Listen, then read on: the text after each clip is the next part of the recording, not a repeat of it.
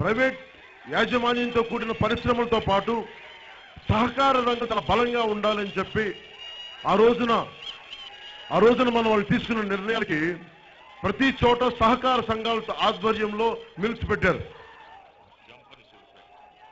ఉదాహరణకి మన Jampan sugar factory ఉంది. ఎందుకు పెట్టారంటే సోషలిస్ట్ డెమోక్రసీ అది. అంటే ఎంతసేపు కేవలం ప్రైవేట్ యాజమాన్యం కాకుండా చాలా మంది సాధారణ రైతులకు వచ్చి వాళ్ళ ఆధ్వర్యంలో ఒక సహకార సంఘంతో ఆపరేట్ చేయగలిగే ఫ్యాక్టరీలు ఉంటే అది చాలా మందికి న్యాయం జరుగుతుంది. చాలా ఉన్నత స్థాయితో పెట్టినాయి. కానీ ఈ రోజున ఏమైపోతుంది, అన్ని మూసేస్తారు. ఏ జిల్లాకి వెళ్ళండి, ఏ నియోజకవర్గంకి వెళ్ళండి, ఈ సహకార సంఘాలను చంపేశారు. ముఖ్యమంత్రి గారు ఉన్నారు, విజయ డైరీని చంపేసి హెరిటేజ్ని తీసుకొచ్చారు.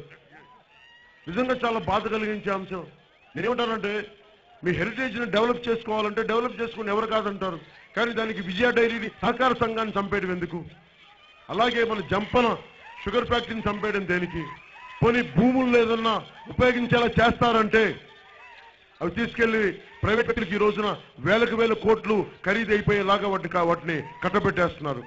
ఇవన్నీ ఆపడానికి ఎక్కడైతే బలంగా సహకార సంఘాలు తెరిపించాలో, జంపన షుగర్ ఫ్యాక్టరీని తెరిపించాలంటే అలాంటి పరిస్థితుల కోసం నేను ఖచ్చితంగా ముందుకు తీసుకెళ్లి రైతులందరి అభిప్రాయాలు కనుక్కొని జంపన షుగర్ ఫ్యాక్టరీని తెరిపించే బాధ్యత మేము తీసుకుంటాం. ఒకవేళ రైతులు కానీ ప్రజానికం కానీ మాకు ఇంకో ఆర్డర్ పెట్టమంటే ఒక్కటి మాట చెప్పగల, ఆ భూమిని ఈ కబ్జాదారులు కైవాసం కాకుండా కాపాడి దాంట్లో ఆల్టర్నేట్ పరిశ్రమలు స్థాపించే దిశగా నేను మీకు అడుగులేస్తాను. దానికి సంబంధించి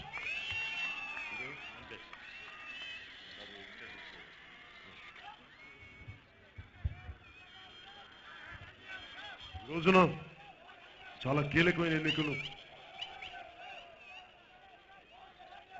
జగన్మోహన్ రెడ్డి గారికి కానీ చంద్రబాబు గారికి కానీ నా విన్నపం వేమూరు సభ నుంచి 2009లో జగన్మోహన్ రెడ్డి గారు నాన్నగారు ఒక బలమైన సామాజిక మార్పు తీసుకొస్తున్న పార్టీని మీ రాజకీయ చతురతతోటి విచ్ఛిన్నం చేశారు. మీ మనుషుల్ని పార్టీ లోపలికి పంపించి ఆ రోజున సామాజిక మార్పు దెబ్బకొట్టారు.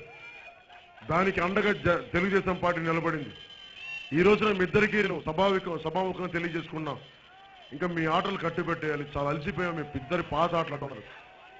2009 లాగా ఒకసారి మోసపోయాం, ఒకసారి దెబ్బతిన్నాం. పదే జీవితంలో దెబ్బతినడానికి మేము సామాన్యంగా లేవు. ఈసారి చాలా బలంగా ఉన్నాం. మార్పు ప్రాణం పోవడం ఏదో ఒకటి జరగాలి సార్ అంతే.